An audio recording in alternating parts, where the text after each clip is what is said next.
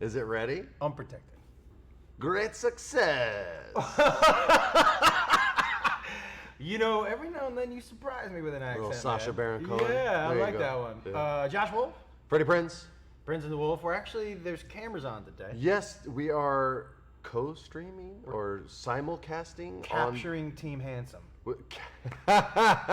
We finally- It will forever be known as that. We are shooting a video, Yeah. and we're going to do the whole episode, and we're going to release it on our GEGGHEAD channel. That's youtube.com/GEGGHEAD. That's egghead with a... Good. Thank you very much. So, welcome, and to the microphone, welcome. Now, I also, do we have, I'm assuming we have Wi-Fi here. We're This is like the strongest Wi-Fi in Los Angeles. Because and I'm not even trying to sound cool. Like, it actually is. I brought my computer, because then we can hit a couple Bropra emails, because somebody would... Your computer will be all powerful here. You Like the Whomper from War Games. Would you like to read an email?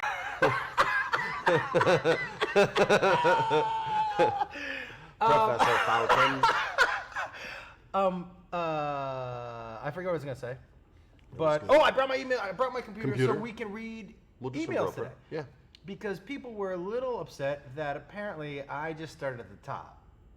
Oh yeah. So someone by was the like- way, yeah, you guys sent us all these emails, and Josh goes, "Okay, here we go. It's been like a year since we did one, and we're gonna start with the most recent," and just skipped like 300 emails. I was gonna scroll Sent by back. loyal, decent people who you have left in the cold. And I want you guys to remember that when the next vote for king quickly approaches. Look, everybody. You know the Just emails. remember- The emails. Here's what I was trying to do with the emails, just so you know. We'll get into it when we run for king again. We'll get into it. There's no reason for me to explain to you why I started at the top. But don't worry, there's a reason. Buddy. Yeah, bro. How was the weekend? The weekend was good. My daughter and my wife, she was Mother of the Year, and she took our daughter to see Taylor Swift. Yo, I saw that picture. In concert, and we never post I know. pictures, but it was such like a big night, and Sarah surprised her. She didn't tell her who she Surprised was going Taylor to see. Surprised Taylor with our daughter. Taylor was like, "Oh my God, it's Charlotte Grace! I can't even perform tonight." She was delayed like an hour. Yeah, she was like did an Axl Rose. It was crazy. It was hardcore. No. But she literally was like, "Yo, I think I made a mistake," because it was like she really loves Taylor Swift's music, and she got like almost kind of freaked out the way like a 5-year-old when they meet Minnie Mouse and Mickey Mouse at Disneyland, and they're so much bigger than the kid, and the kid's like, "I love it, but I'm kind of freaked out too." And it took Charlotte like 5 minutes to warm up. But I will say this: thank you so much to Taylor's mother, who approached my daughter when she saw she was kind of nervous and sat with her and was like, "I'm Taylor's mom," and started telling her stories of when Taylor was a little girl, and totally relaxed my daughter and chilled her out, and my daughter had an amazing time. So thank you, Taylor, and thank you to your sweet, sweet mom. It was just Mother's Day, so happy late Mother's Day to your mama, and thanks for putting on an awesome show at the friggin' Rose Bowl. Yeah, because I mean, Oh, you want to know the sickest part? What? Ask me how my wife took my daughter to the Rose Bowl. You didn't take a helicopter. Of course, yeah. Did you take a helicopter? Are you kidding me, bro? Are you kidding me? This child does not know a bad time from. I'm telling you, like she's got it. I'm gonna have to like take her on a horseback to the next thing just to balance out By the way, the spoiledness that she got in one day. That horse better fly. She gonna have the horse on her back. She has to I have to rebalance it. Her life's too good. I gotta make it rough. Helicopter to a Taylor Swift concert. I'm gonna have to let her get snake bit. Like something bad has to happen. Yeah, where you're like 50-50. She gonna turn into that kid Master Bates from The Toy with Richard Pryor. That is crazy. Wow. She's like, "Daddy, give me a Jack Brown doll." No, baby, that's not. Now, I'm glad you thanked Taylor because I know she listens religiously to the podcast. Well, yeah, well, she wanted to mention she was more nervous because she knew it was Charlotte's dad's friend, Josh Wolf, who started a podcast, and she's a huge fan. I know, dude. Yeah. You know that whole That's song about "Shake It Off" is about me. She met me, right? And she was really nervous, and she was like, "I just gotta shake it off," right? And she wrote this song, "Shake It Off." And That's like Alanis Morissette with the dude from you ought to Full know. House. Yeah, exactly. Yeah, Except yeah. it's not as shady. You're her Dave Goulet. Except You're not a shady Goulet. Right, she did jerk me off in the theater. What? No. That's what I think. Don't sully the name of a very sweet performer who was kind to my daughter. I didn't. I sullied Alanis Morissette's name. Yeah, but don't even connect the jerk off thing to the Swift You thing. just said jerk off. Bro.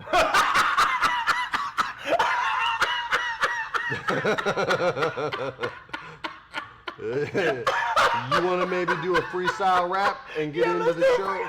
Let's try that instead. Kill you, man. Let's do a freestyle. You see, I haven't finished my second cup of coffee. I'm not in the mood. Tell me, dude, I gotta tell you before we get into the rap. I hope the camera can see the veins in your neck so popping exciting. out. So from it you makes me so laughing happy. so hard. Makes me so happy. I really do, man. I really do look forward to sitting down with you on Tuesdays. I just Good. was like, I know Me I'm gonna too. laugh. I know it's just gonna be silly. It's an equal. I'm looking forward to it, and What's gonna happen today. So what am I freestyling about? Okay. Well, the rundown. Man, we gotta say it, and then you're gonna freestyle. We already went over for the show. You already forgot. No. Okay. Did you already forget? Nope. You're just trying to remember right now. No, I got it. Yeah. Okay. Okay. So You can't get a rundown and then do the rundown. It's not a surprise. It's like a pro wrestler coming out Yeah. twice. Vince I doesn't may like not that. remember The second exactly pop's never what we as good. talked about, but I think I remembered the one thing that you talked about, and Well, then we're we'll gonna get to do one the, of 'em then. the thing that we both have. By the way, you haven't even got to content in like 3 raps. Like you've just done the intro, and Well, then you're like, "Oh, I'm all out. I ran." See, here's the thing. I'm So only. this all could be moot.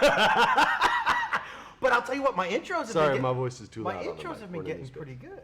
this. Their intros are getting good. You're taking steps forward. Every once in a while, we take a step back, but those are necessary, like building blocks, because then you move forward. You got to take a step to move 2 steps forward. John taking a shower over there? What's that? You're taking a quick rinse. What? Yeah. What was that noise? Probably the computer overheating, so we can't record. Okay. So are you ready? Let me I'm get a ready, sip of water. everybody. I got to get some beatbox water. By the way, whoever suggested on Twitter that my name should be Dr. Dreidel. Yes, I saw that. Amazing. Yeah, it's pretty good. It's so much better. By the way, it's forever Yeah. now known as Dr. Dreidel. It's so much better. I had MC Dreidel, but I hadn't put together Dr. Dreidel. So Dr. Dreidel it is.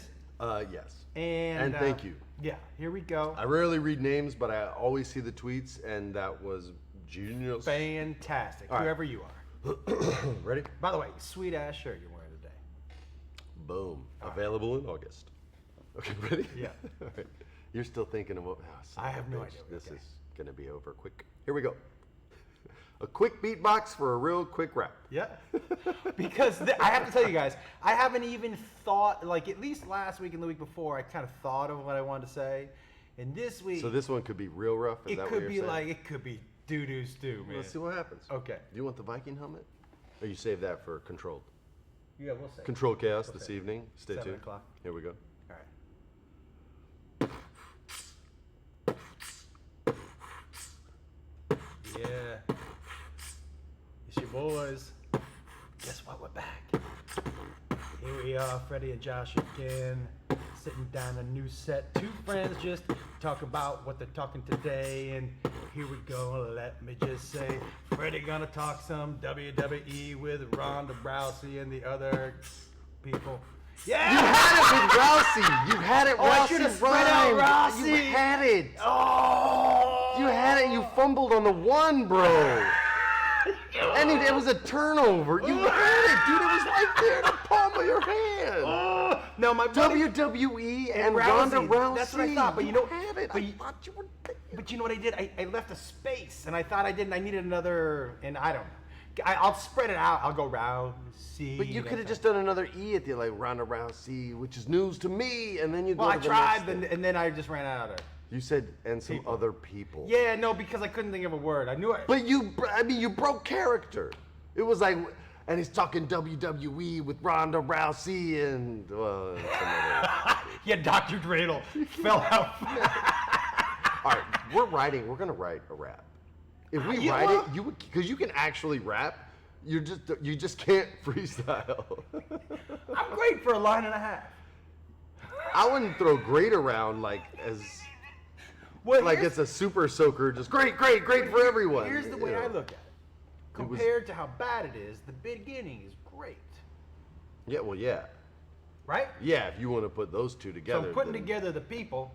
It was great till it stopped being Yes. great. Yeah, Yeah, that's yeah. a fair statement.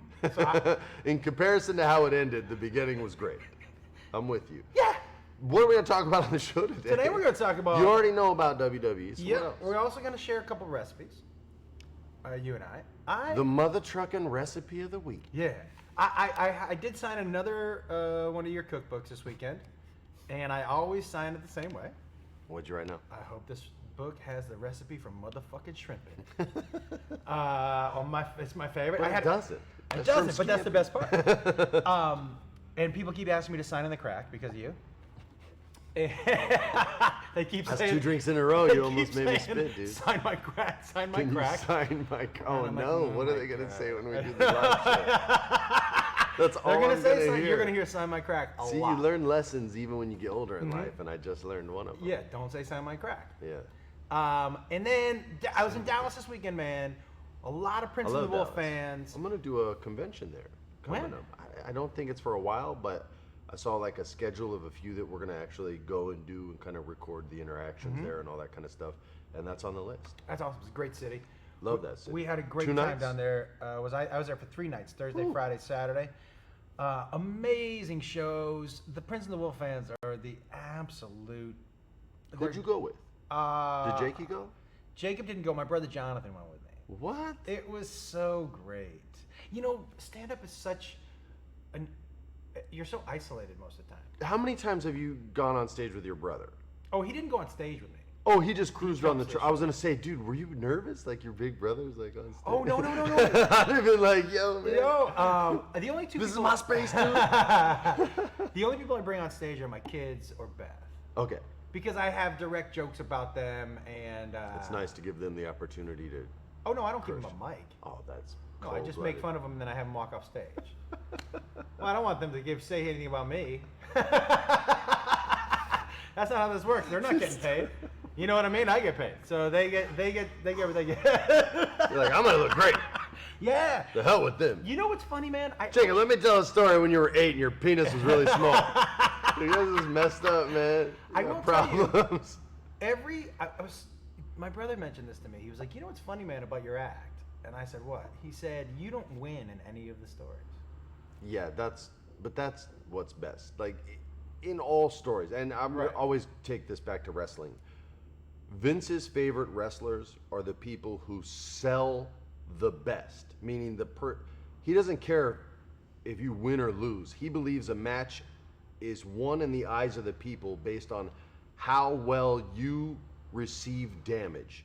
So do you make the other guy or girl nowadays look amazing? Do you make their punch look like it could knock anyone in the arena out, but you somehow managed to get up? And do you remember to sell that injury 5 minutes later because it still hurts?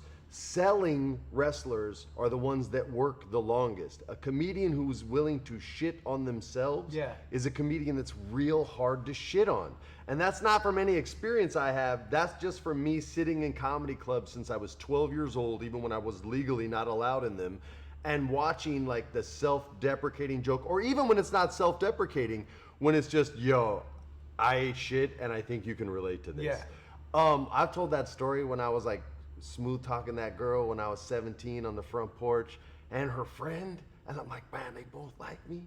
This is amazing. And my mom was a gardener, I told you, and had that big barrel that was cut in half. She was gonna plant some tomatoes in, and I fell backwards into it, and they offered to help me, but I was so embarrassed. I was like, no, I got it, y'all, just go, please go. And they left, but then I was legit stuck and couldn't get out until I wobbled it like this until it started to go, and then it fell, and it hurt so bad when I fell, and then I had to like wiggle out.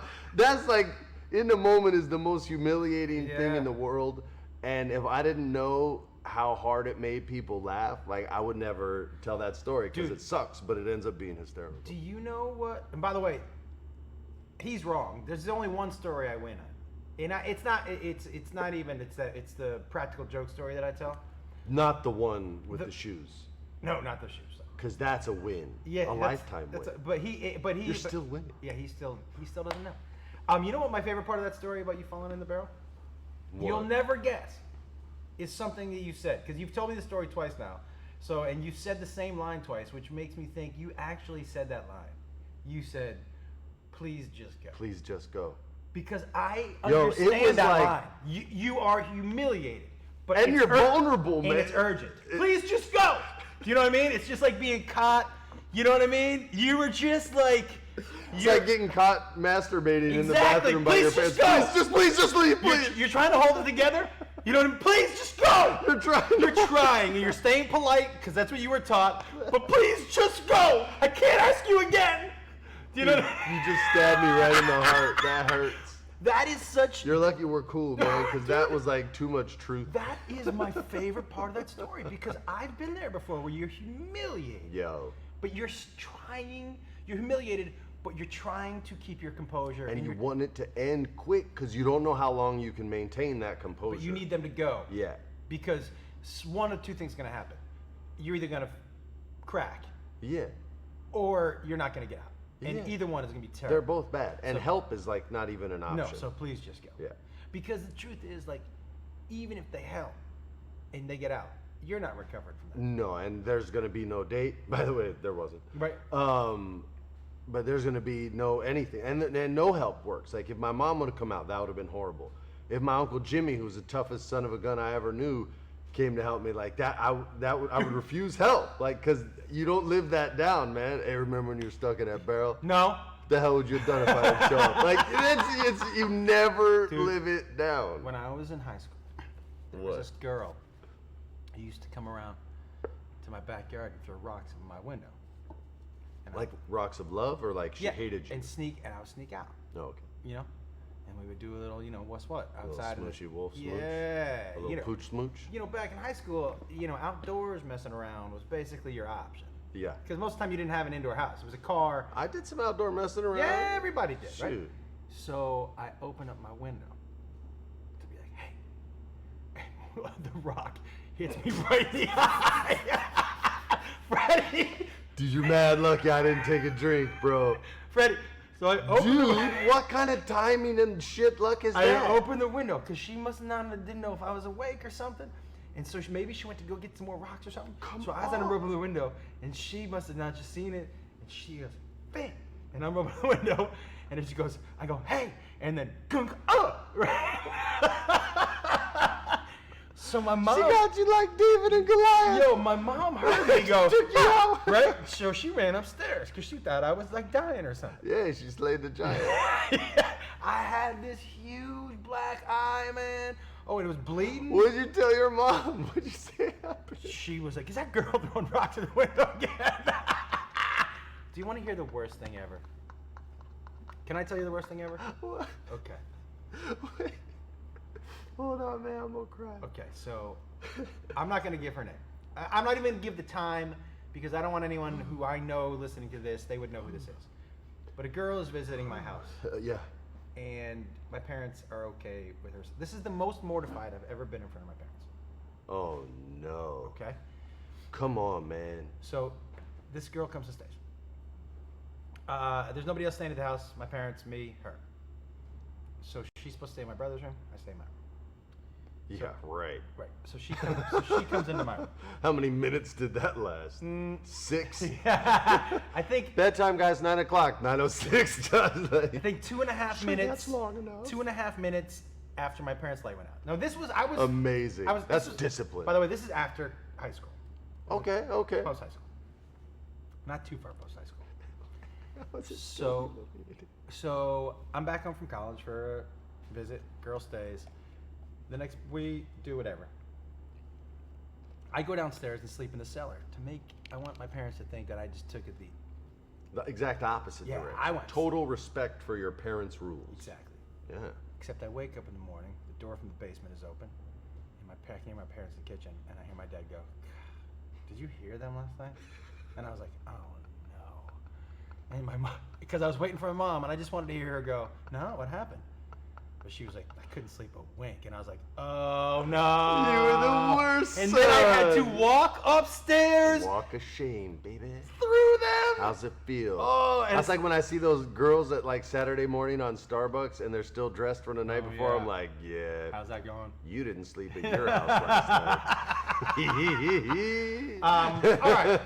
So great weekend in Dallas. Yeah. I'm gonna be in San Francisco this weekend, Memorial Day weekend, with Beth at Cobb's. Nice, dude. She'll come on stage with me, and then I just wanted to announce this: June 6th in Houston. Get a microphone, I'm Beth. doing Talk some one show only.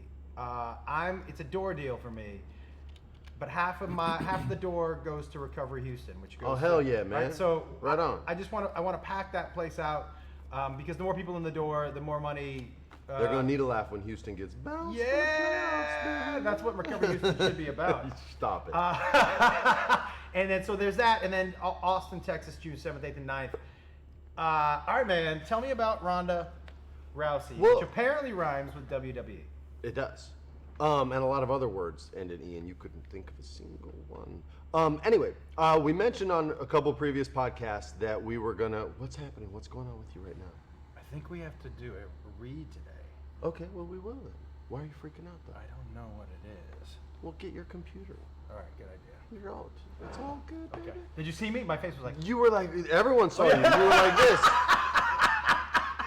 Like you were gonna slowly eat the microphone. Like this looks delicious. All right, so we mentioned a couple of podcasts ago. I said I'd be a little more critical and I would go into things a little bit more because I think that's what most of the people asking for wrestling stuff Right. want. So here we go. Last night I was watching Monday Night Raw, and I heard Sami Zayn, who is a Canadian wrestler, and his efficiency level and talent in the ring is top shelf as far as what he's capable of doing, the beating he's capable of taking, and is somehow makes you believe that someone his size, and he's a smaller guy, can actually beat these big ass Rey dudes. Mysterio did that too. Rey Mysterio was great at it. I'm not saying he's Rey, okay? Rey was like, Is he the best little man ever, Rey Mysterio? no, I think probably Shawn Michaels. People would say Shawn Michaels is the best little man ever. Jeff Hardy. He's up there. He's up there, but he doesn't have the pedigree of championships that Shawn does, nor does Rey, and Rey has multiple championships. I used to write for Rey. Vince was like, "You're Puerto Rican. That's the same as Mexican. Write for Rey." I'm not joking. Not exactly the same, but Not joking no, one yeah, bit. it's funny. So he comes out, and right away, I don't like his music, right? So as a heel, meaning a bad guy, that works, and he's a bad guy now. But they have him, and these are not his choices. And I know they're not his choices because I worked there for the better part of 2 years. And I know when I see something that's recycled, and I know when someone's been directed to come out a certain way because I've seen them try to get other people to do exactly that. And I disagreed with it then, and I disagree with it now. So they're trying to have him come out and play the smartass, right? The smart aleck who's going to fight like a sissy, like slap you and run away and make sure there's people between you, which is in parts is fine. But he's even coming out like dancing like a jerk and doing all this to like try and rile up the crowd, which doesn't play in 2018. So right away I'm like, oh Lord. How come it doesn't play in 2018? Because it comes off fake. They've seen the exact same entrance so many times that the crowd's too slick for that. And the home viewers are too slick for that. And they want Sammy to be a babyface at the end of the day because he's an underdog, right? So they give him a microphone, which is tricky because he's not the best on the mic, but he's not bad. He just needs more grooming, right? He just needs more, he needs to believe in the words he's saying a little more. And if he can write, he should encourage himself to, or he should inject his ideas more, right? So he gets on the mic and he's going to do a number with Bobby Lashley, who was a legit MMA fighter, okay? And Bobby Lashley is huge, this just big, beautiful physique, muscles on muscles. Like me. Like you, but like with 200 more pounds of muscle and even less body fat than you, if that's possible. You're skinny. So, you know. But this guy is like 250, 260 with like 6% body fat. Yikes. And is just flawless. Like no hair anywhere, bald head, bald face, bald arms, probably bald everything. But he is phenomenal. Not the best on the mic, okay? But body-wise and look-wise, the one.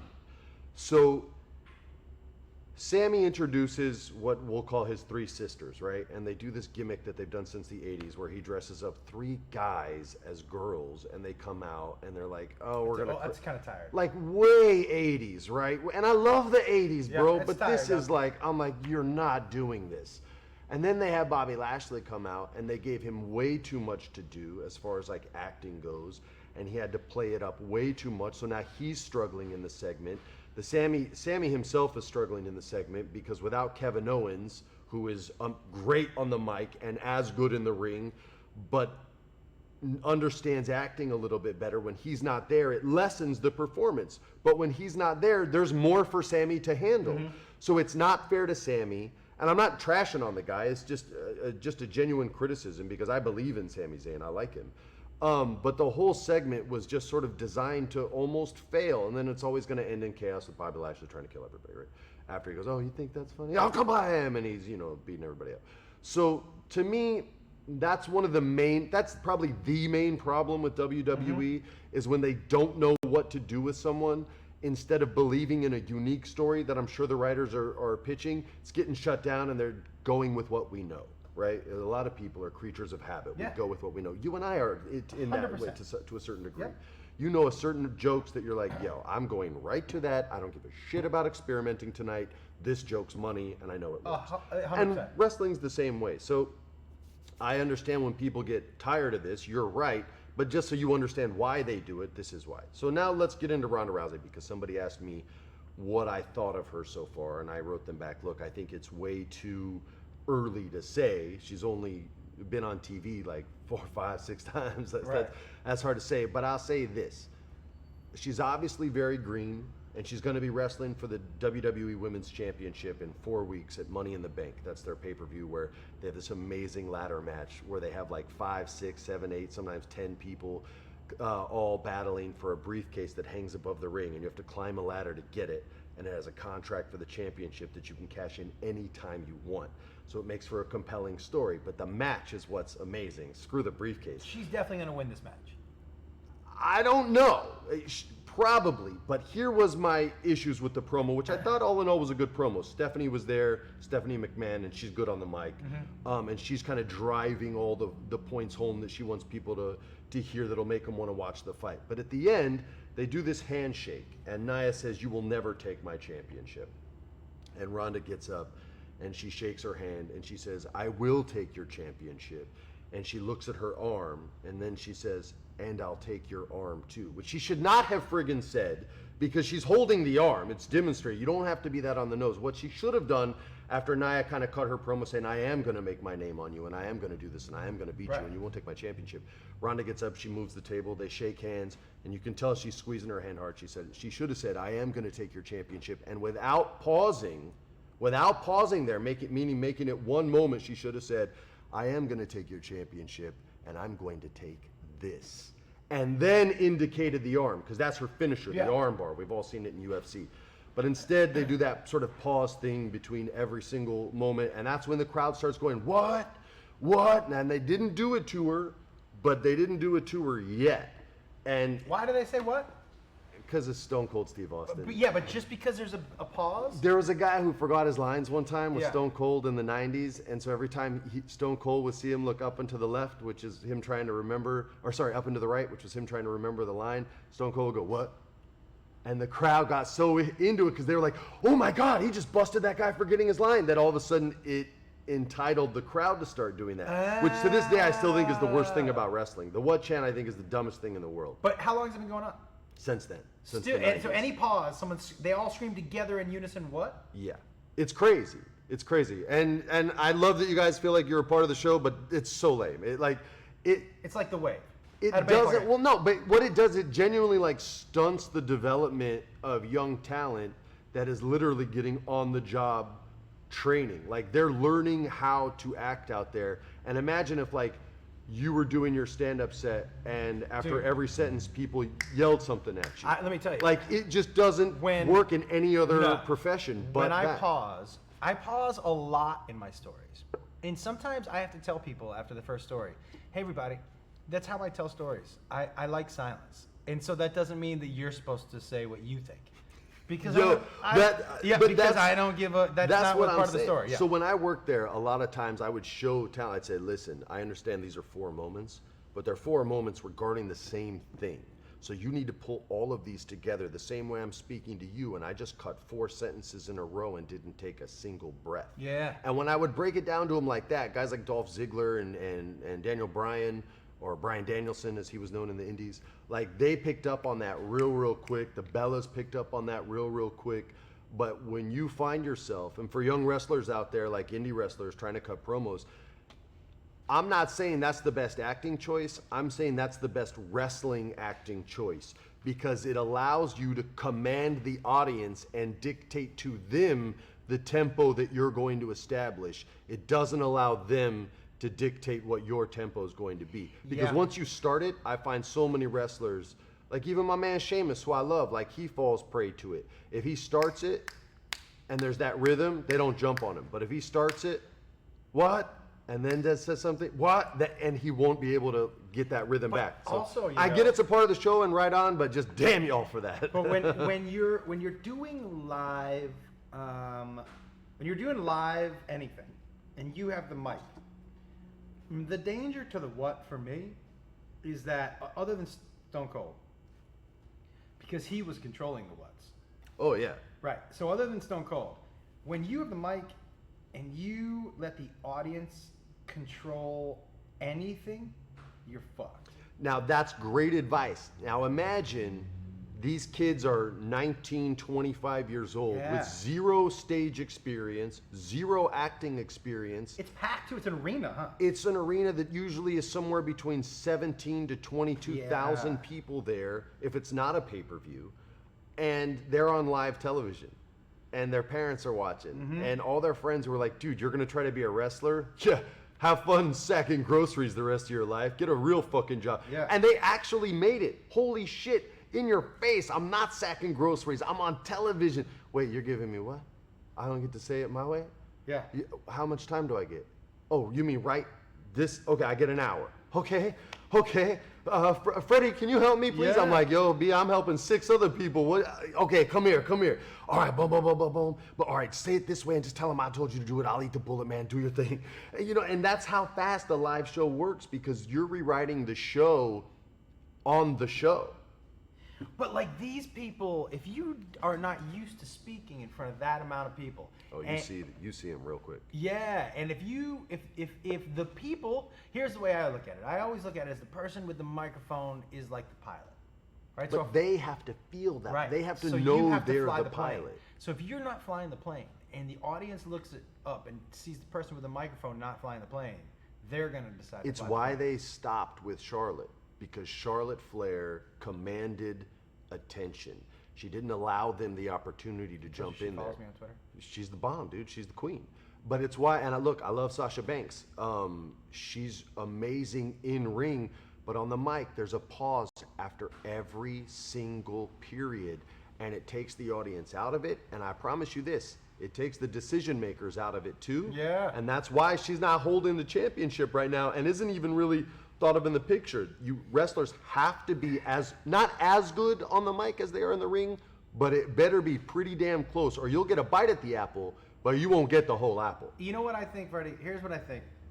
And I think that we should reintroduce managers.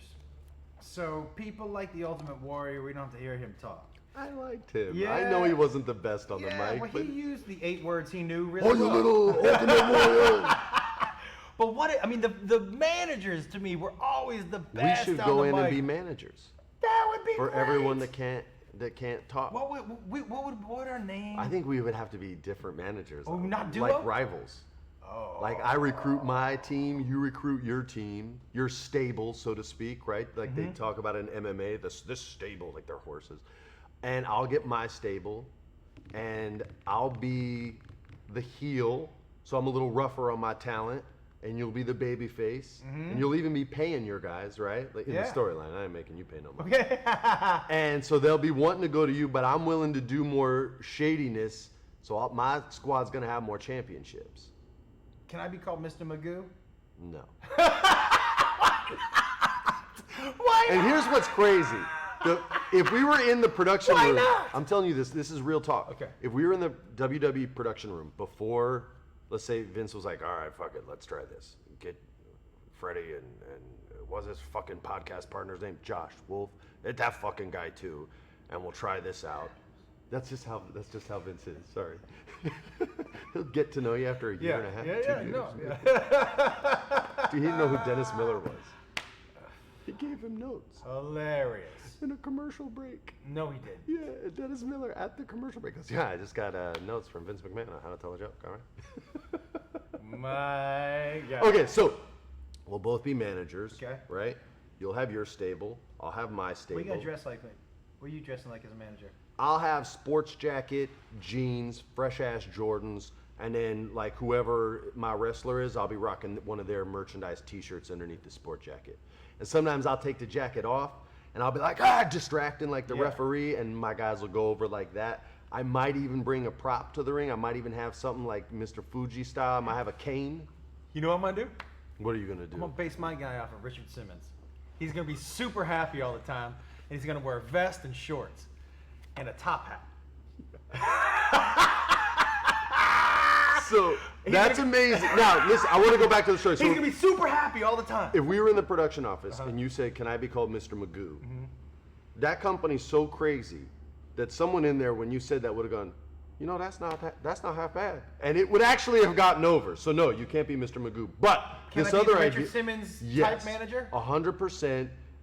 Super happy. I've already seen your hair Yeah. like go crazy, with bro. maybe like with a sparkly bow tie and a vest and shorts. I mean, that's almost too 80s for my taste, Okay. but there are some people. Well, how about Can you do a jumpsuit? Yeah, like joggers. Joggers. Okay. That would help get over with me. Yeah, I'll go joggers. I might be wrong. The crowd decides what. Look, I've pitched a million ideas that I thought were money, and the crowd was like, Listen, everybody. Listen, how do you want me as the manager to be dressed? Do you think I should be like joggers and like a tank? you should be like a contemporary Captain Lou Albano. No, but I want to be happy like Richard Simmons. Captain Lou was he wore Hawaiian shirts. Oh yeah. He had rubber bands in his beard. He was do always like- hey, I'm Captain Lou Albano. He was He never was in Cyndi upset. Lauper's music video. Yeah, he was great in that. Girls just want to have fun. All right. Okay. You could be that style, just a modern day one. So I want you guys know how to do I'm all this. business. Tweet us and let me know how you think I should be dressed as a manager. I'm not even joking. Like, I would crush that. I would I'm have not so even- much fun. I'll be doing honest that. with you. I would have so much fun doing that, dude. I love being retired. I love living in LA, Yeah. or as retired as I am. But if that somehow got over, I would actually fucking you and do I? that. Yeah, Hell like yeah. that would be so sick. It's all about getting someone over in the end. Like they would have like two wrestlers that they really like that haven't had the right storyline yet, like Sami Zayn. And I would take him, and the goal of that would be I would push him down so hard, like Miz kind of pushed down on Daniel Bryan. Yeah. That would bring the best out of him, and then he would be the guy that gets over, and then you would have whoever your guy was. Listen, you know how some people usually people pull things out of the front of their shorts? I would always pull Yeah. things out of the back. And people were like, no, I don't. They'd be like, I don't. And Freddie just walked away. I would pull things out of the back, and people were like, no, don't hit me with that. No. That is the single great. I'm the worst WWE How writer come ever nobody's because I've ever never pulled that out? pitched People that. be like, yo, I don't want Yo, that. I'm gonna pull that out of the back of my trunks. Say what? Yo, I'm telling you, You put it out of the back of your trunk? that's better than any idea that I've Just ever fucking heard. zinc. Any wrestler come what and we're gonna pitch do. me. That's what That's we're gonna do. amazing. Pull Hey, something. I'm gonna pull some brass knuckles out of the back of my trunks. And people are like, why? How'd you get those back there? Don't worry about that. Don't worry about it. That's where they're coming out from. You're getting the stink fist. And that's the name of my finisher. Ba-bow! Yo, the Stank Fist is a great name for a The finisher. stank, yeah, The S-T-A-N, stank. the stank fist, that's better. That's amazing, John. Oh, the Stank Fist? Yo, I manage you and you can do the Stank Fist. I'm too damn old, I can't take no bumps, man, or I would. Yeah, Especially when I'm 22, man, That's the in the you- next life. You and I, for sure, I couldn't take any getting slammed. You might have to take a bump. I can take a bump, I just couldn't take bumps. Can I take a bump as long as I can throw the Stank Fist at somebody? Yeah, I mean, that's your gimmick, so you Yeah. get to get one off.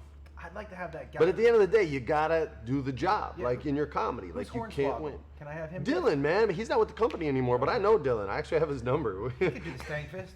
Yeah, I could do the stank fist. But let's give it to someone in the company. That's a good idea. Yeah, I think that What might do you be think better. about who might do the stank fist? Now, He's not with the company anymore, but they had a cruiserweight named Enzo Amore who was like so sick on the mic. would the Miz do the stank fist? Nah, he doesn't need it. He's so over. The Miz is the best. On the mic. I'm telling you right now, and you can argue with me. I love debating like wrestling Yeah. because you're not wrong. Whoever your favorite is, I'll go, oh yeah, you're right, but I still like my guy more. The Miz is no one, not a single wrestler in the company at this moment, at other times in their career maybe, but at this moment, no one is as good in ring or on mic or out of the arena and just living the gimmick character than Mike the Miz. Who's the best on the mic in the WWE of all time? I know who I liked. Oh man, just one. I mean, look, we've done Mount Rushmores, and just picking 4 was hard. You gonna make me pick 1? If you were gonna pick 4, well, I mean, we could do. No, we've done the Yeah, Rushmore, we've but done the the Rushmore. best on the mic all time. That might not mean they had the greatest promo, but overall they were. Because like Dusty Rhodes had an amazing promo. Yeah. That sort of brought Southern wrestling to the mainstream because he was so relatable as Right. the everyman, and it was that common man, hard times, bro. He's like, I never dreamed that 265 pounds of blue-eyed soul could captivate a country. Yeah. It's like- and what he's saying is like super arrogant, right? Like, I'm amazing and you love me. But he came off so humble. And by the way, not in great shape. No, but that was just the way his body looked. He was incredibly athletic. Yeah. Like James Toney had a pot belly, but he wasn't fat and out of shape. No. He was a world-class With a boxer giant at head. multiple divisions. Yeah. With a giant head that didn't get hit because No. he was so slick, I baby. know. So, you know, Roy Jones Jr. was a big proponent of this because they were like, oh, James doesn't look good. He's like, nah, man. He goes, not every boxer has a body like mine. He Yeah. goes, and I don't work harder than him. He goes, my daddy just looked like this, and his daddy looked like that.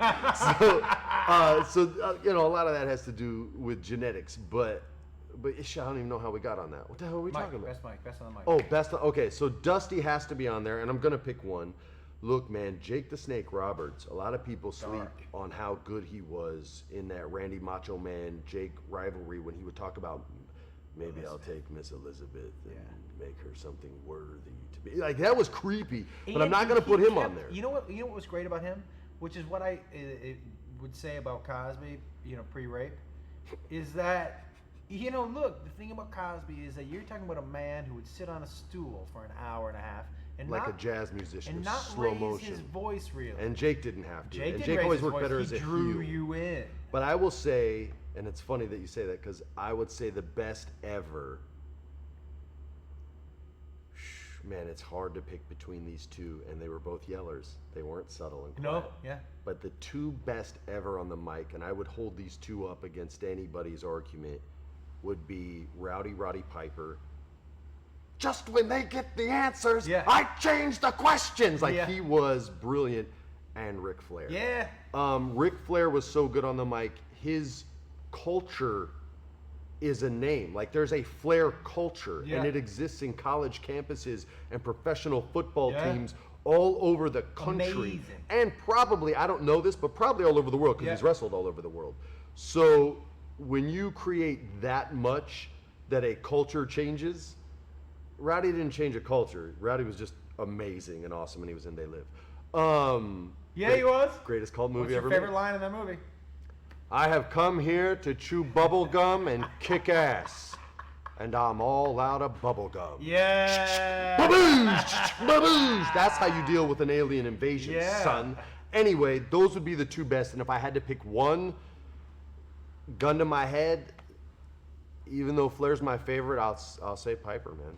I'll say Piper. Yeah, I would have gone with those. Not 2. my favorite on the mic, but best on. I'm saying best on the mic ever. For me, That's tough, the though, person dude. You that could I- argue with me on The that. person that I like to watch the most, and I've told you this, is the Macho Man.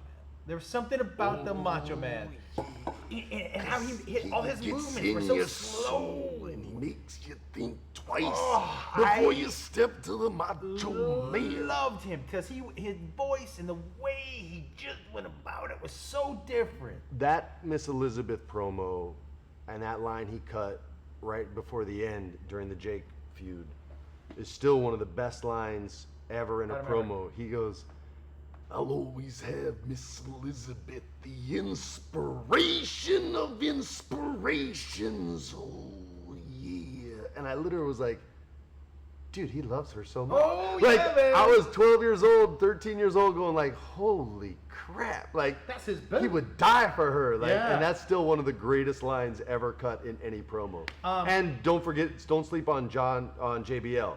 He had one of the greatest promos, and people just call it the Wrestling God promo. Vince was acquiring ECW, which was Paul Heyman's Extreme whatever wrestling, or East Coast Wrestling, whatever it was. And they were the hardcore. They had Sandman, they had Rob Van Dam, who's one of the best ever in the ring. And Vince was acquiring them, and he just had his guys run through their roster just to like let Paul know, yeah, I bought you, I own all your guys, and all your champions are losing. And JBL was the heel champion of all heel champions. He goes in the crowd, into like a box. And instead of cutting the promo from the ring, he cuts it from a sweet box in the arena and looks out to all the ECW fans and talks shit about their wrestlers, their brand. And he looks at them all and he goes, "I am a wrestling god!" And all the lights are on him, and the rest of the crowd is like, "Ah, fuck yeah!" I mean, they want to rip his head off, but none of them can say he was wrong. So it was this weird energy in the building where it was like they wanted to kill him, but they're also cheering too. Like, it was such a weird thing. So maybe I slept and should have put him up there, but Piper still, I think, was the best. But don't sleep on JBL, man. Who's JBL? John Bradshaw Layfield, JBL.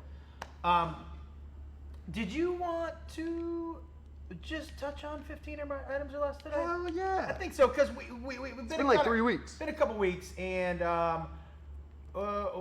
we know that we cast our people. Yeah. We've already gone through the first act where I die. We've seen the first act. We've established the villains. Josh was in the parking lot smoking a joint. Like a garrote comes down, zips you up, and then you die, and the joint falls out, and the bad guy picks it up. It's Tiffany Haddish. And Tiffany Haddish takes a puff, and then goes inside. And then there'll be like one more kill, somebody that we cast, right? Yep. They'll get killed in like behind the milk section where they stock it from, from the back, and it's kind of dark. You know what's a good... What? So the guy is stocking it from the back. Yeah. From the back. And then... Why you say it twice? Well, because he put 2 milks. Okay. Actually, this time he's stocking it from the front, right? Okay. He's stocking front, and I like this. He does one whole row. Yeah. And then he does the other whole row. And then when he gets to the third row, when he goes to put the milk in, that's when he sees the dude who's getting it. That's nice. Can I add one Grabs thing, him, though? and he pulls him through the fucking... Could I add one thing? Yeah. So he puts the first milk in, and that's when he sees him, or he thinks he does. But before he can move it, homeboy shoots through the milk carton, and then pulls him through. Oh, see what I'm saying? And then drinks out of the milk. Sure, okay. Because he's thirsty. Super weird, It's but right the on. scene from Die Hard With where the he eats candy bar. I love. Okay, you say that. I'm Yeah, in. he shotguns a milk. He Because there's a hole in it, then he opens the top. He has osteoporosis. Because milk is good for your bones, kids, and trying to that's be what proactive. this movie's about. We want to make sure everybody's healthy. So we've established that. 2 quick deaths. 2 quick deaths. So Act 2. This is all fresh, Yes. right? Now, one thing I want to make sure we have in Act 2. I like a running joke. Okay. I like an old woman who's looking for one item that she can't find. I love it. So she's always going up and down the aisles, and she's missing the death by like I love it. a half second every time. It's Every gotta time be she something turns into random. the aisle, somebody just died and got pulled off there, and she's like, Where's the basmati rice? Yeah. You have white rice, brown rice, mixed rice, Yeah. jasmine rice. For Where's sure, the basmati? she asks Tiffany Haddish, "Do you know where the rice is?" Do you know where the basmati is? Bitch, I don't know no basmati! So what we have to decide is, because second act is when the bad guys really start to establish. Control. Yep, and We get dominance. what the so like when you construct a scene, you need to have the obstacle in front of the goal, right? So we'll notice that the grocery store is getting locked down. The doors don't work. Yep. Only like 2 customers in there really because it's early, right? Your guy's a wake and baker, just so you know. Oh, me, myself? Your character. Oh, yeah. Not you. At all. No, I don't wake and bake. I'm usually already still high when I wake up. So the doors are locked, and our lead character, the Boz or Terry or whoever it may be, Right.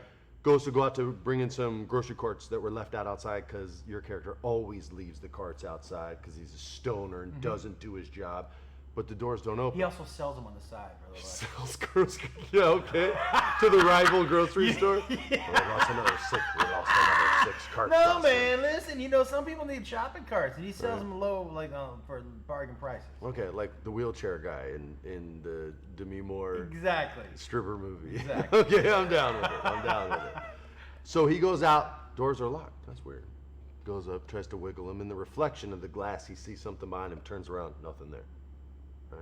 He goes to our manager, who we have. Our manager, he says, remember we had our manager, Yeah. the woman who didn't take no shit? Yeah. Who's going to be on the microphone? It also, you know who else would be a good manager? Who? David Koechner. Who's the Keckner? Tell me about the Keck. David Koechner was in, he was in Anchorman.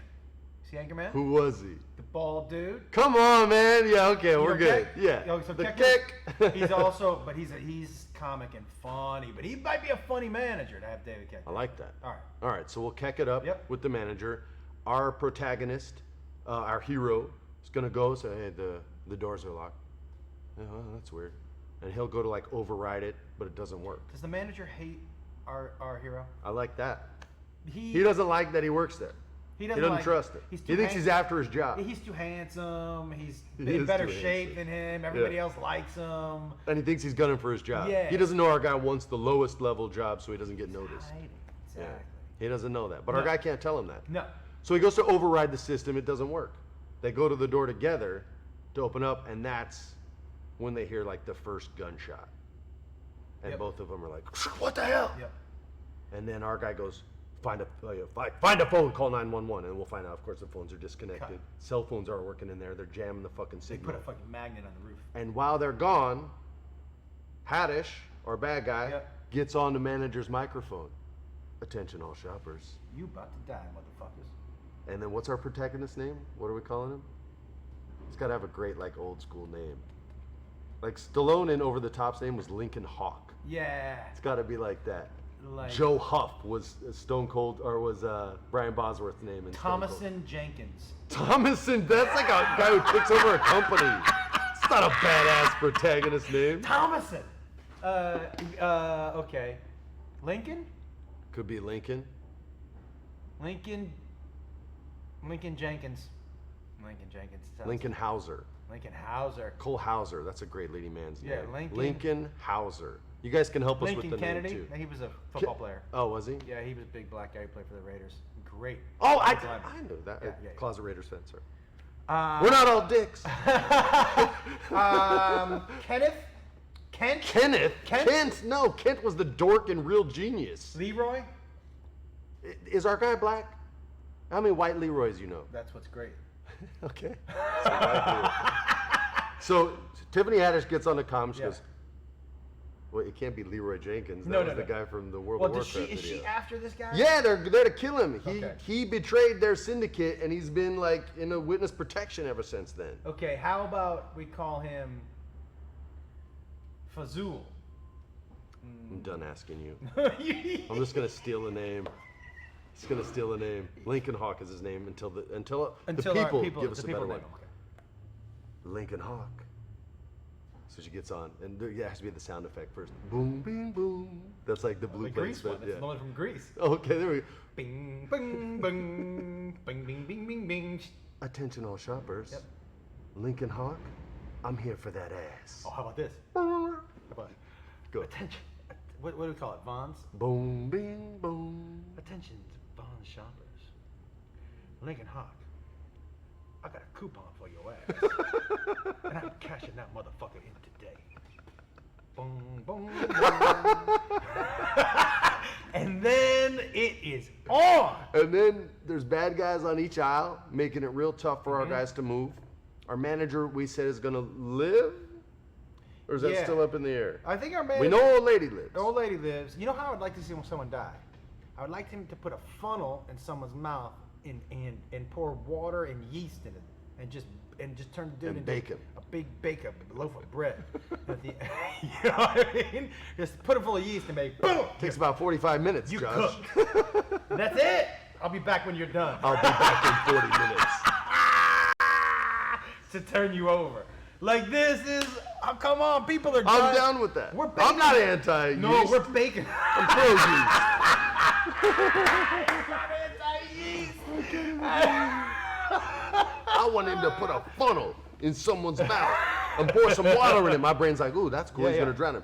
And then add some yeast, and my brain's like, wait, the fuck? We gonna bake that motherfucker. Maybe we'll put some cinnamon in it so he smells sweet. Make some cinnamon rolls out of because you it. know how good Cinnabon smells. You know when you walk in an airport or the mall. Yeah, but you're talking about putting this inside a human body. It's not going to smell like that. It's Yeah, going to but smell like bile and guts. But and can we pull out poop. just for a little bit and just talk about how good Cinnabon smells? Well, yeah. I love Cinnabons. Cinnabon to me. Oh, I haven't had the Cinnabon, but I've had cinnamon buns. Yeah, cinnamon bun. So the Cinnabon.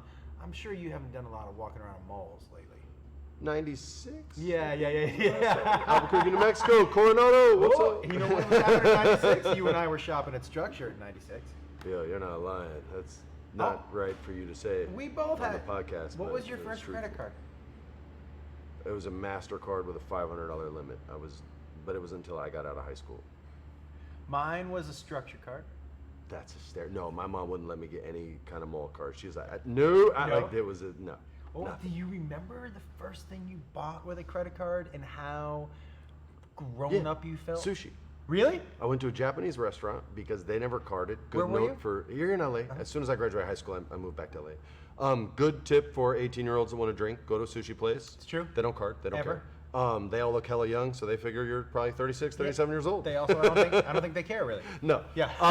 Money's green. Yeah. So the first thing I did was and I had just gotten like my first acting job, and it wasn't a well-paying one. It was a few $1,000s, but when you have no money, you're like, I have $1 million, Yeah. even though you have like $5,000.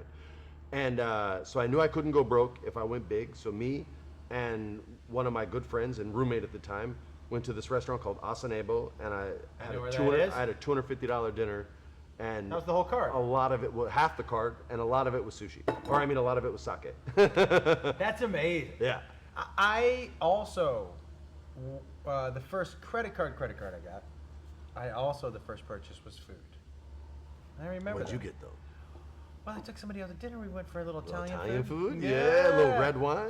Do you know what, Freddie? If I had to pick one food from one culture, Yeah, I love this. that I would, if you could only eat one food from one culture for the rest, for me, Mexican food wins. Without, it's not even close. Yeah. You know, it's not even a close second because I couldn't do a Japanese because I love beans. I couldn't go. Yeah, you don't think they use a few soybeans? I don't like soybeans. They give you titties. It's true. I love refried beans. That's like when you were saying your ultimate omelet. Yo, man, if that doesn't have refried beans in it, it's In not, the omelet? no eggs. Eggs need refried beans, right? Yeah, you put some fucking refried beans. I in don't there, man. have to do that. What are you talking about? Have to? It's so good. Well, yeah, but I don't have to. A lot of people don't want refried beans with their omelet. Well, they're wrong. Here we go again. No, but if you were gonna pick one food, would you pick Japanese food? Yeah. You would, huh? Because There's- sushi for you is like the. There's enough there. Like, it's not just about Right. sushi. Like, I love steak. They love steak. They love steak so much, they get them drunk and massage them so they're more tender and delicious. Okay? So, I love chicken. They do Yeah. chicken great. They do fish great. They do soup great. Like, I love everything about that. When I grew up, I always wanted to be Japanese. Like, I was obsessed with their culture. My daughter too, by the way. With anime, like everything. daughter's huge in anime. Yeah, everything about them. Like, my wife literally got a samurai sword out of Japan because she knew like that's how hardcore I was about it. And those are considered national treasures. So imagine the work she had to put in to get that shit Yeah. out. She was making a movie out there, The Grudge. Yeah. So she had a lot of connections in the Japanese community that helped that. So, that's always something that's been super, super relevant in my life, and it would easily eat. But Mexican food, I'm telling you, would be my second place, and it's a closer second than probably you. But I could eat Japanese food, and I'll just skip breakfast. Fuck it. Yeah, for me. But Mexican food, breakfast, best breakfast. So, you know what I think is a shame though? everybody seems to think they can make a taco now. You know what I mean? There's like, Yeah. and you know what? They're Although like, a waffle taco with fried chicken and white gravy on it. yo, Oh, come on. everybody. But listen, you know, here in LA too, the taco stands, like the taco restaurants where they get like a little shishi, like, look, I don't need your taco to be made of cucumber, motherfucker. Yeah, that's not a taqueria. Yeah. That's fancy. Yeah, man. Fancy pants. Where's my? I need. That's like the California roll. Like the old school real deal sushi Yeah. places, they don't even serve them. They're like, yo, man, you can go to the grocery store and get one of those. Freddie, We do it different here. I've told you, when I walk into a Chinese restaurant, and I feel the same way about a little taqueria. When I walk into a Chinese restaurant and a taqueria, I want it to look like one of two things could happen. Either it's going to be the best food I've ever had in my life, Or the worst. I'm going to have explosive diarrhea. Yeah. And I'm willing to roll the dice. In New York and San Francisco, I agree. In LA, there's a few sneaky, like, nice spots Yeah. that you can find it. But in San Francisco, there was a place called either Hopkeys or Monkeys. I can't remember. One's in New York, one's in San Francisco. And I walked in there, I was like, yeah, I'm going to die. And it was the greatest Chinese food I ever had in my life. And I didn't, I'm alive. I told you, if near the cash register there isn't an old woman and a young kid doing schoolwork, Yeah. Yelling at each other. yeah, then I don't want to eat there. You know what I mean? Then that is not an authentic Chinese restaurant. I need those in like a stack of papers, Yeah. and they don't really have a computer. Like, how much is that? And everything on the menu is like. You want them working an abacus hella fast. That's what I want. That's what I want. I'm with it. Okay, so we, as usual. What? So here's what we. How far is that? What's an hour? Damn, So son. here's what we can do. We can. You never let me talk wrestling that long. Oh, it was great. We can Mount Rushmore. Shit, dude. We can recipe it. But I feel like we save a recipe, and people love the Mount Rushmore, and we save a recipe, and We'll do one next week. Yeah. We can do. We'll do recipe of the week next week. yeah, and What do you want to Rushmore? well, you know what we should talk about is we should talk about first What? before we get started. We should talk about Oh, the read. Dollar Shave Club. Oh, we finally get. It's about time Dollar Shave Club smartened up and brought us back. Look at this. Look at this growth I have. Look at all this. Roll in and tell me your Let- experience at Dollar Shave Club. And So this is a true story. This isn't me just like trying to sell you crap. I went to Star Wars Celebration in Orlando. I think now it was 2 years ago, 2 celebrations ago, maybe not 2 years. And I had no razor, and I had hella scruff. gotta go get the password. Go get your password. I had hella scruff, and I was supposed to be doing like photo ops with fans and things like that. And y'all aren't trying to take pictures with Captain Graybeard. So I went down into their lobby, and I was gonna buy a regular old razor. And Dollar Shave Club had this like hotel box, right, where you would get like 3 months of razors free. And in the box it had like shaving cream, a pack of like 5 of their blades, which last like 5 times longer than regular ones, and a razor with a blade on it. And then like a little brochure that was how you got the 3 months free, right? So they were giving free crap out then. So I go back to my room, I use their blade, gives me a great shave, 0 issues, no cuts, no ingrowns when everything grew back in. I still had tons of razors left, but I didn't even use those razors, like the next single razor, for a month because the blade on my Dollar Shave blade was still good to go. And you can see, like, for the first time ever, you can see this beard is real. It's like one of the few Puerto Rican genes my father gave to me was a crappy beard. So you're good, bro. John doesn't remember the password. So I have to deal with that kind of stuff every day. Well, you can give him the promo code at the end of the podcast. It doesn't matter when you give it to him. It's not just, I just want to know exactly what they want us to say. All right. Well, I promise you what I'm saying is better than what they wrote for us to say. So anyway, that was almost 2 years ago. I have not used another blade since. I was a member before they asked us to do a read, True. and I was a member for almost 2 years before they asked us to do a read. True. So that's just real talk, man. I love their product. I use their product. I'll use it even if they think this read sucks. And they're like, Freddie's reads suck. We're never doing it again. No, they won't I'll do that. still. It doesn't. Even if they did, I would still use their blades because they work. Well, and let me tell you my experience real quick with them, and then then what's funny is then we'll get to what they want us to actually say, and maybe we'll have hit exactly what. You By know. accident. You know we hit it. So, yeah. I You think- tell. I'm getting us more water. Okay, so here's the deal. I obviously not a huge shaver on the face, and but I always have to shave my neck, and the neck is like a real tricky spot, because you get cuts and stuff down there a lot. So I'm really very nervous sometimes about shaving down there. Not nervous, but I'm just like, what the fuck? You know what I mean? I get cut every single time. The Dollar Shave Club razors don't ever nick my neck. They never nick my neck, which is so crazy to me because every blade I've ever used has nicked my neck. And it's also more than just razors now, and that's the best part about this whole website.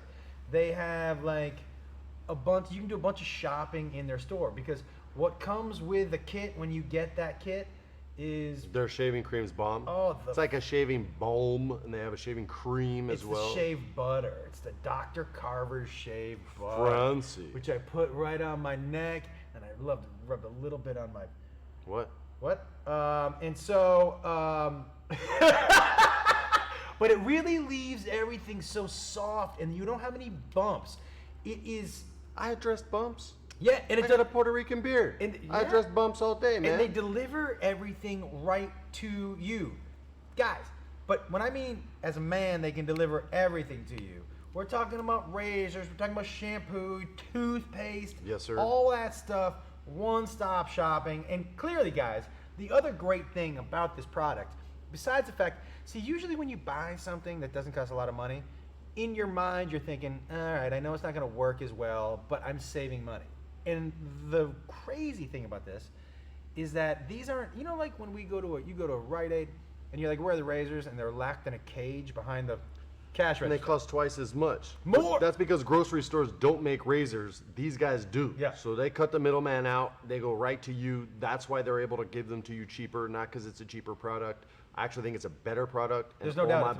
All my blades last longer, and that's not me just trying to save a buck and not shit. Like, they genuinely last longer. And you're gonna look sharp because you're gonna look clean shaven. You're gonna smell good because you're gonna wear their shampoo. Your skin's gonna feel soft because you're gonna put on their butter. Every time I say butter now, I'm gonna say it like that. I'm gonna say it like this: butter.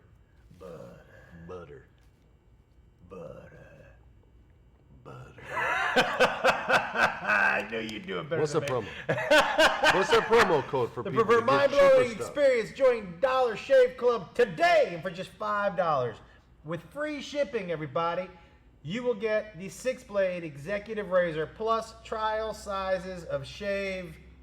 Hold up, butter. But did you say $5? $5. You're gonna get the shave butter. You're gonna get the body cleanser. You're gonna get One Wipe Charlie's, that was my nickname in high school. Yeah, I bet it was. Yo, $5? $5, all this stuff. Then you keep the blades coming for just a few bucks more a month, everybody. They deliver them to your house. Get yours at dollarshaveclub.com/thewolf, all caps, the wolf. That's dollarshaveclub.com/thewolf, all caps, no space. It seems like a great deal. That's a sick deal. Because $5, man. Some places you can't even get a coffee for $5. Man, we just gave them like an hour-long read. Like, for real. That's probably the best read they've ever had. I feel like somebody should come pat us in the back. Thanks, brother. Yeah. Okay. Tell the people what to watch tonight. Controlled Chaos. What time? 7 o'clock. Pacific. Pacific time on the Facebook fan page, my Facebook fan page. Guys, tonight's guests, Ross Matthews, very funny. Who else? Fortune Feemster. I'm so sad I'm not I know you are. I was going to be on the show tonight. I have 2 sick kids, one with a fever, the other with a chest cold. Nana's taking them to the doctor. I almost had to cancel today. Somebody's got to put them to bed or they're going to become Yeah, that's you, man. Totally. the Culkin kids. So, Staying up till 2 a.m. So yeah, and then so not replacing, but sitting in. Replacing. Is my buddy Josh Hopkins. Josh has been on, basically, he was on last thing I think he did was, big thing he did was a show called Cougar Town, which was on. Oh, yeah. Hey, Josh, thank you. Thank you for replacing me. Great guy. Remember to tune in. I'll be on 7 next week. o'clock. You'll be on next week. Let's do that very quick Mount T. Rushmore. Do it.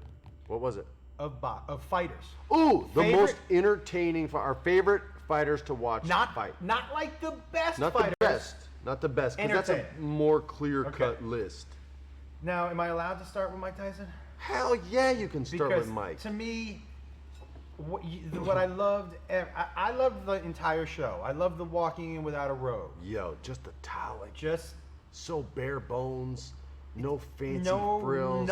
thing. I came here to work, knock you out as quick as and possible, get the and fuck go out. home. Yep. Yo. If he had walked in with a tool belt on, it would have made sense. That's how he looked when he walked to the. He's that's when he walked my out. generation's heavyweight champion. So Without a doubt. he's on mine as well. yeah. So I'll say Mike Tyson as well okay. for a lot of the same reasons.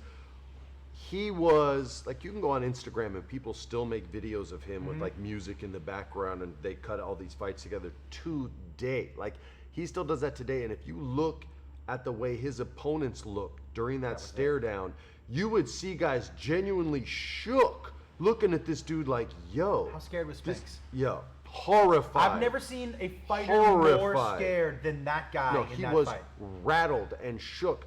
So, When he walked in the ring, dude. and even his losses were some of the most entertaining Yeah. fights ever. The Yeah. Buster Douglas loss, the craziness with Holyfield both times. Like, it was just, The Lennox Lewis spectacle I didn't like watching that was because so sad. he had a torn tendon in his knee. was sad. And George Foreman actually called that out in like the 4th or 5th round, and nobody else wanted to talk about it. So he had nothing on that left hook. He had Yeah. a torn tendon in the left knee. So that was real hard to watch as someone who loved watching him watch, for fight. sure. But I think it was like a 6-round fight. I think Lewis got him in the 6th, KO'd him. It was just brutal. But so he's my number 1 as well, and that's why. Okay, so my number 2 is, and I want to put these two guys together because I feel like Were they in the same fight? 3 times. All right, I'll let you do it because I know who it is. Okay, so the Ward Gotti fights Amazing. were amazing for so First many two reasons. for sure. The first fight, guys, if you haven't seen that first fight, even if you don't like boxing, Well, if you don't like blood, don't watch don't it. watch it. But if you want to see, this is what it was for me. If you want to see two men pour their heart and soul, pour every ounce of every last bit of what they have out on display, which is what that fight was. That's why, for me, there were so many moments where if either one of them had said, I quit, I would have been like, I don't blame you. You've done enough. You've proven that you are deserve to be here. They never did. They never did. Man. And then as Warriors. and as a human, watching those second and third fights, what was interesting to me was you could see how each previous fight took a little bit out of them. Yeah, you watched Do it you know what I mean? make and break their careers Yeah. over a 2.5-year period. Really interesting how when you watch the fights, you could be like, oh, that doesn't look like the same fighter. But anybody who watched those fights was like, that first fight took so much out of their lives. Oh, yeah. That it was amazing. You know, Gave them a lot, too. yeah, but I definitely took met Mickey Ward at the David Ortiz golf, Oh, yeah? and it was just it was so amazing.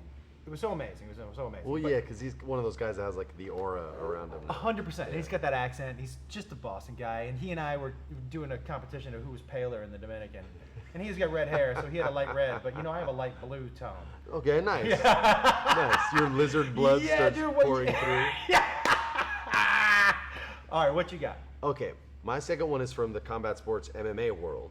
And he's a man who I felt fought too long, but he won championships in different brands and different weight divisions. There was almost always a knockout. He was a wrestler who realized he had a huge left hook and a pretty big right hand and a sweet inside leg kick, followed up with the punch knockout, and it was Dan Henderson. He's a monster. Dan Henderson, I was watching on Pride pay-per-views, which was Japan's UFC, and I was watching this guy fight back then, and when he was young and in his prime and beating guys that weighed way more than him.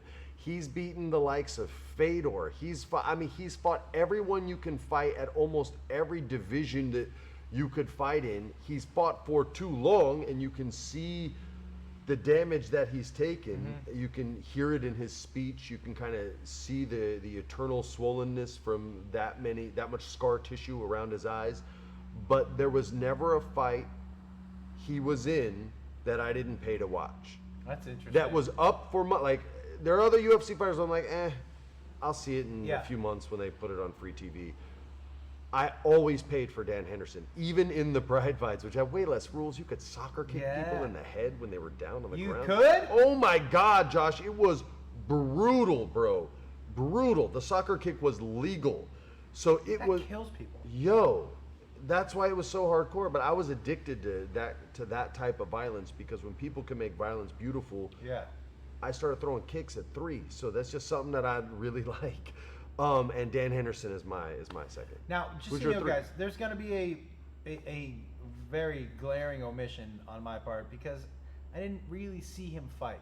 So I'm leaving Muhammad Ali off of it. Okay, That's fair. I've seen I highlights. think he should be left off no matter what, because he's the greatest of all. Yeah, okay. So he's And on the list. yeah. He gets his own monument. And you know, guys, like, again, I'm leaving guys like Tommy Hearns off there because I was so young. I think most people define him by one fight. Hearns Hagler. Yeah, so I don't know if he has to be on. He had some pretty. He had great fights, but I think most Yeah. people not of that generation True. only really know him from that fight. Okay, so I don't know how I leave Conor McGregor off the list. That would be tough. You could say he just hasn't had enough fights yet, He's maybe. the only guy in that sport that makes me buy every fight he And does. that's why he's able to behave the way he behaves. Yeah, and so for me, I'm not. I have to put him on the list because I'm thinking about fights that I've bought. Yeah. Thinking about fight, and I've bought every single one of his fights. So for me to say not put him on the list would be completely disingenuous. Hypocritical, yeah. It'd be. That's tough. I wouldn't be able to. And by the way, guys, I'm I wouldn't be able to say. Although I didn't buy the. I shouldn't say I didn't watch it, because I watched it, but I wasn't going to give Floyd Mayweather money. Yeah, I But bought it. but I didn't pay for it. By the way, I'm leaving guys off like Alexis Arguello. Alexis Arguello, Aaron Pryor is one of the greatest But young fights that I've ever seen. But Yeah. I understand if you want to It's leave too that far generationally in the past, back. right? For me, because People leave Bill Russell off a lot of basketball lists. They maybe shouldn't, but it was a long time ago. I can only tell you the things that I watch and remember watching. You're not going to So- put Sugar Ray Robinson on it, because No, there's not a lot of video of Sugar Ray Robinson. And I don't know. I wouldn't mind. Like I remember a couple Sugar Ray Leonard fights, and I think he did. I said Sugar Ray Robinson. Yeah. I remember. But some Ray Sugar- Leonard could be on there. But for me, again, I was a little younger, and I don't really remember watching the fights, which is why I'm not putting I'm with those it. guys on that. So, but for me, I don't know how I leave Conor McGregor off. I am going to be By the way, if he hypocritical. just did a tour and just talk shit to people, I'd watch that too. I would watch that 100. He's so good, Fred. Because Yeah. Floyd Mayweather is great on the mic, and he made him look like a fucking child. I don't know how great Floyd is on the mic. I think Floyd has sound bites. Yeah. But in that environment, back and forth, he's not going to out-talk Conor. There's a lot of people he wouldn't be able to out-talk Yeah. in that regard. Is Conor better than anybody you've ever seen in the MMA for sure? With that mic? In MMA on the mic? Yeah. There's No doubt. nobody else even Nobody close. I mean, you close. could say Chael Sonnen. He was awesome the way he talked trash, Yeah. like in his prime, because he was funny. But I don't even think he's at the same level as far as trash talk. And I loved Chael Sonnen's trash talk, Yeah. but Sonnen versus McGregor in a war of words, that's like, So good, dude. that'd be like if Iceland attacked, well, no, Iceland's tough. Yeah. It'd be, if some scrub island attacked, Yeah. Russia. Like, the Russia would be like, man, sit your ass down. All right, what do you got? Okay, so I am going to be a hypocrite and maybe leave Conor off this list and use the excuse of I just don't want to match you. I just don't like the way he's been behaving lately. So I'm going to say I hated... this is hard for me to say, but I always paid for it. I hated watching him fight because I usually loved the guy he fought, and he would only fight him after they just lost. And he would fight him on the day that they were legally allowed to fight again and wouldn't allow them time to recover from KO losses. He did it to Ike Corte. He tried to do it to Tito, I think. He did it to a lot of fighters. He did it to, they were brothers, Rafael Ruelas. He did it to a lot of fighters. But I will say this. When he got older and didn't have to fight world-class fighters, he still did, and I paid for every one of them, and it's Oscar De La Hoya. Man. And that's hard for me to say. Okay, I'm a Tito Trinidad guy. We talked about Yep. like our favorite fighters of all time, and Tito's on my Mount Rushmore. I watched every fight he had. I went to watch Tito fight live, the same way I was passionate for Miguel Cotto. But Oscar had a left hook that made him special, and I had to see if he could land it. Even when it was against guys I didn't want him to land it against. So he'll be on there as entertaining because I loved it when he lost to that body shot he took from Bernard. I was so crazy. I literally, like, Bernard's a dirty fighter, and so I was never on that wagon, but when he landed that liver shot, I was like, because I love it so much. And so if a fighter can make you hate him as much as you respect him or love him, then that says something. In the wrestling business, that's called heat, and heat equals money. Yeah. So Oscar's mine. I didn't love De La Hoya either, but I'll tell you what, man, that dude stood right in front of whoever he was fighting. Yeah. He stood right in front of him. Yeah. He wasn't running around the ring. No, he could slip. He knew defense. But he was an entertaining He came to fighter. fight. He came to fight. This was the one that I know I'm going to surprise you on. What? There's no way you see this coming. But I will tell you, I loved watching him fight because he just was like, I'm either going down or I'm taking you down. And I'm throwing haymakers nonstop. Butterbean. Butterbean would get in the ring and he would pull those shorts up over his belly button. Uh-huh. And you know who I'm talking about, right? I love Butterbean. Yeah, he's even fought MMA. And he would get, yeah, he was in the early, whatever they would call mixed martial arts, Yeah. where he would fight a different style. He fought this big British bouncer, Yeah, James dude. Thompson or something, and beat him. So here's the deal with Butterbean. He'd just get right in there, and people would just start, and either you were knocking him down, or he was knocking you down. Yeah. He wasn't dancing. He did the George Foreman butterfly block, but he just was The crab guard, yeah. He was eating punches just to don't ever one, and just to see a dude with By that. the way, he knew how to box. I'm saying. People sleep on him, and he would throw haymakers, but he understood basic slipping punches, not moving backwards, but moving side to side. Like, he had decent fundamentals. And let me tell you something. When he landed that right, it was a good night. Yeah. He knocked. Did you ever see when he knocked out Johnny Knoxville? Oh, God, yeah. I mean, he literally made him snore. He put him to sleep. That was the. He was legit. Legit snore. Yeah, he really did. Yeah, he's eating. But for me, because I Dude, like, I love this. I like love a this novelty choice. act, but I love Butterbean. That's what I would say. That's awesome. Okay, my last one, I'm going to go back to MMA again.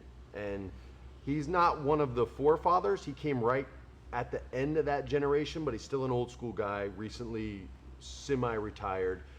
He had great trash talk, and I discovered him in Pride as well. He was a wrestler. He wore a chain around his neck like the Junkyard Dog from WWE. Oh yeah. And he would go in to matches where he was overmatched by the other martial artists, guys like Vanderlei Silva, who was an assassin and in his prime over there in Pride. And this guy went and fought him, and he has losses to him, crazy exciting ones, but he has victories over him too. I've seen this man in a full arm bar, arm extended, watched him lift the guy in the air and finish him. WWF's, or I always say F. Slam him to the ground like in a full-on power slam and KO the dude from the slam. He would howl at the moon when he would get wins, and like before fights, he had good hands later in his career, like good boxing hands, and he had solid, I think, like JUCO wrestling skills. And his name is Quentin Rampage Jackson. Oh yeah, man. And this dude, win or lose, was like your guy, Butterbean. He was gonna swing. He was not afraid. You see, like a lot of guys are professional fighters, but they don't love to fight, right? And you see that when they get hit. You see them take damage, and you see them move away and wilt. And I don't mean, oh, that's smart, Freddie, you should move away. I mean wilt, and they don't want to engage anymore. They're less willing to throw punches. And sometimes that's because they don't have the proper boxing techniques. They don't move side to side, they move backwards. But you can see them be willing to fight, take damage, and then unwilling. Like Mike Tyson said, everyone has a plan A till they get hit.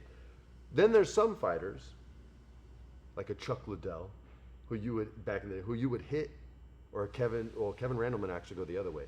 But you would hit him, and he would almost get more engaged. Johnny Tapia would be a great example from the boxing world. You would hit him, and he'd be like, "Oh, now it's fucking on. Is that what we're doing now? Oh, I'm gonna bleed. Yeah. Let's go." And they like it. Yeah. They like it. And Quentin, I'm not saying he enjoyed getting hit, but if you hit him, he looked at you and was like, "Oh, it's on." Max Holloway is a good example of that now. He's the welterweight champion.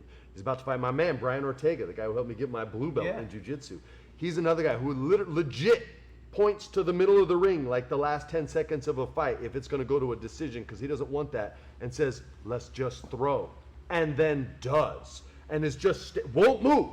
Is just going to stand there and test his chin against Come yours. on. Holloway is cool like that. I think Brian's going to get him, but Holloway, I really respect him. I follow him on social media.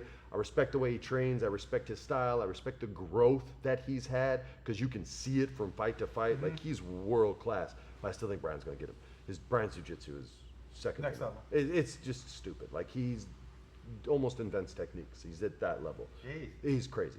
So that's why I picked Quentin. His record would not dictate he be one of the greatest of all times, but as far as entertainment goes, from Japan to He was UFC, entertaining, man. he was a coach on The Ultimate Fighter, And and he you was know what super else? entertaining that, and I just fell in love. And he was B.A. B.A. Baracus!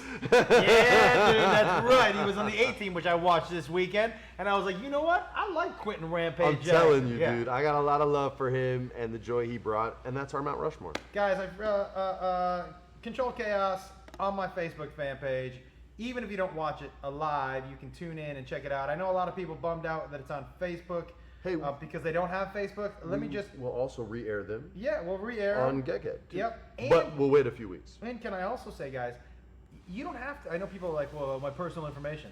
You actually don't have to put your real information in Facebook. Yeah, you could just be John Smith Yeah. at 2601 And- Smith Street. And you don't have to post anything. You can just get an account and watch the show. Yeah. Tonight, 7 o'clock, Prinze and the Wolf. Where's the button? That's your pause button. That's stop. That's stop. Yeah, you're good. I nailed it.